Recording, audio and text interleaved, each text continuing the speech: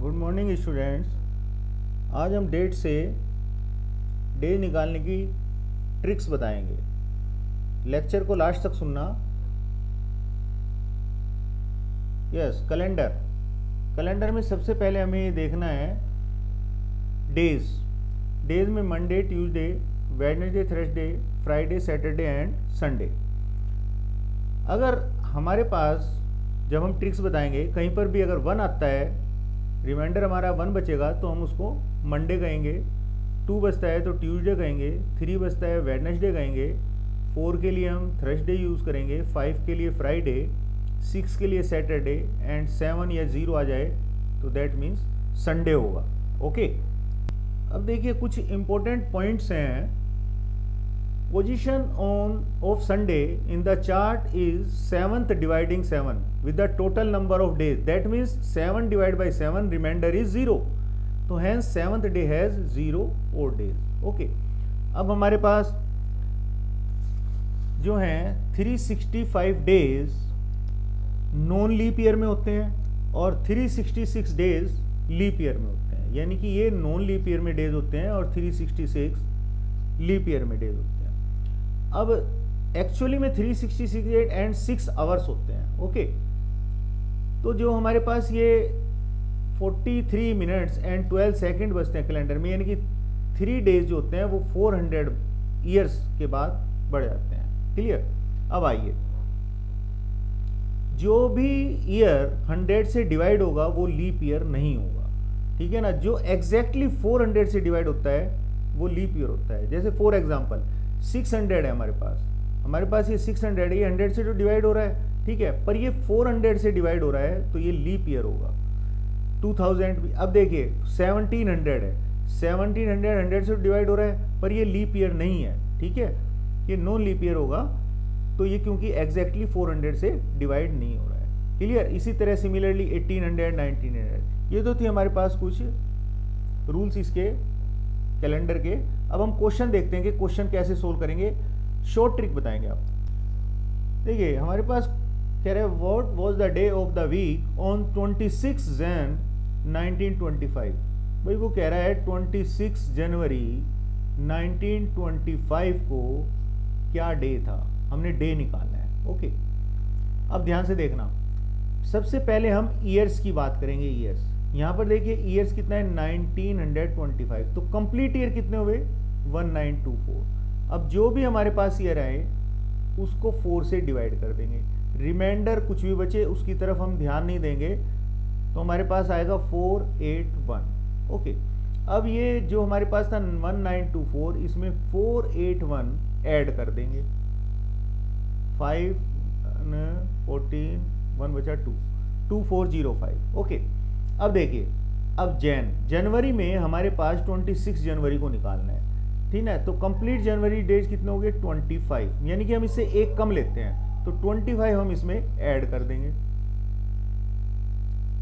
2430। अब वीक में डेज होते हैं 7, तो 2430 को हम 7 से डिवाइड कर देंगे। देखो सिंपल आंसर आने वाला है 2430।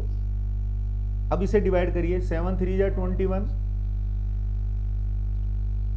428, 7 7 जा 49। रिमाइंडर क्या आया 1, और 1 के लिए हमने क्या बताया था मंडे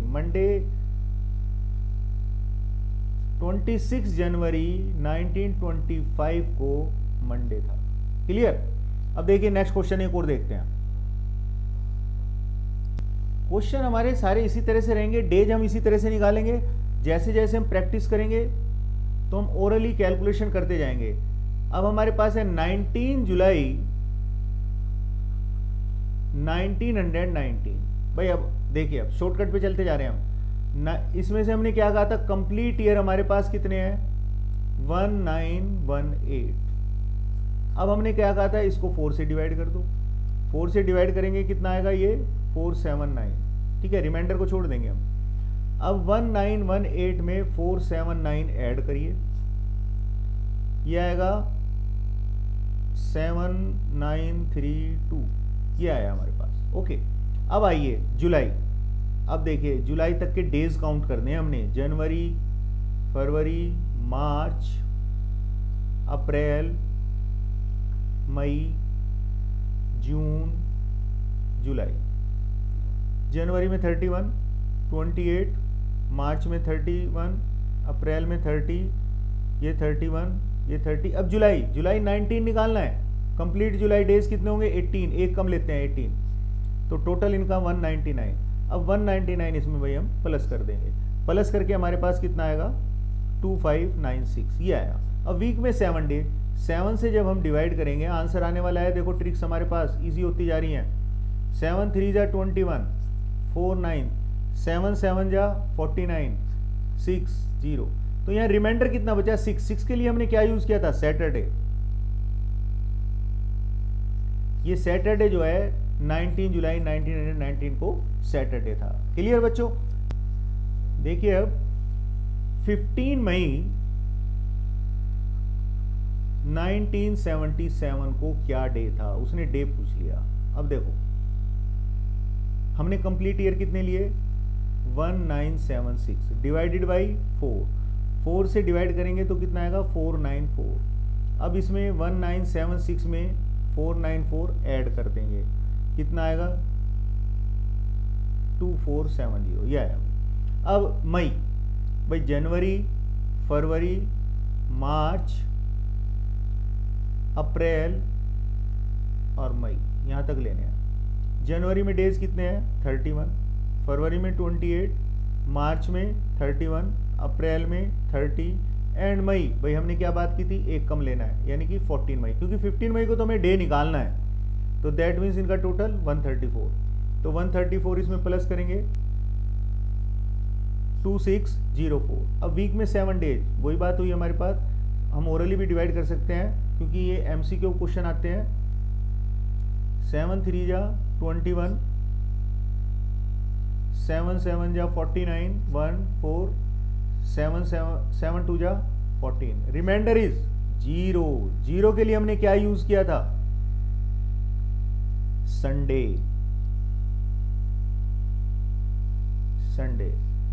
तो भाई 15 मई 1977 को संडे था। ओके, चलिए नेक्स्ट क्वेश्चन और देखते हैं। यस, क्वेश्चन है हमारा, what was the day of the week on 10 फरवरी 1952? 10 Feb 1952।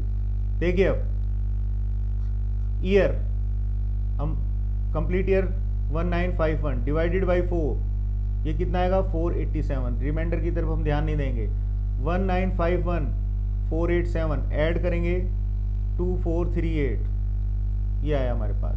अब हमारे पास जनवरी, फरवरी निकालना है। जनवरी में 31, फरवरी में एक कम लेंगे 9, कितना हुआ टोटल? 40। जब हम इसमें 40 ऐड कर देंगे तो क्या आएगा? 2478। अब वीक में 7 डेज है, हम ओरली भी डिवाइड कर सकते हैं। 2478, 7 5 जा 35, 2 8, 7 4 जा 28। Reminder is 0। That means Sunday. तो दैट मीन्स 10 Feb 1952 को संडे था। ठीक है बच्चों, अब इस तरह से हम ये क्वेश्चन सोल्व करेंगे। अब जब क्वेश्चन करोगे तो इनमें प्रैक्टिस करोगे, इजी लगेंगे। ओके, अब ये क्वेश्चन नेक्स्ट हमने आपको होमवर्क समझ लो करने के लिए दिया है। ये क्वेश्चन आपके आंसर निकालकर डेज लिखकर कमेंट बॉक्स में आप लिखोगे इसमें, तो मैं इनको आपको आंसर दूंगा कि ये करेक्ट है या इनकरेक्ट है। Okay, thank you.